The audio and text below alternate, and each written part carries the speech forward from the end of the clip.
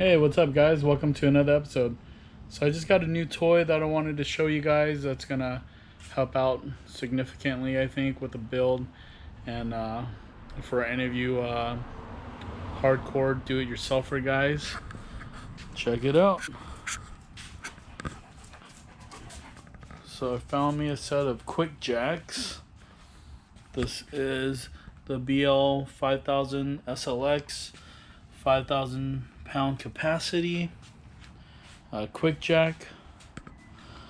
So these are portable lift systems, and last night I kind of got bored and I already kind of set it up together. So this is the first one. As you can see, I got the fittings in, and this is their new quick connect, non-leak quick connect technology. And I decided to put a zip tie on here for some cable management.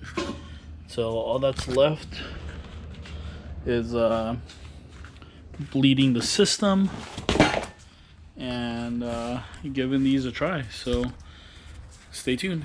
Just pressurize the tubes for the air cylinders.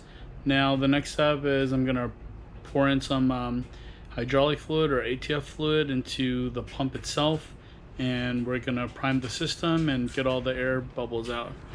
So here we go.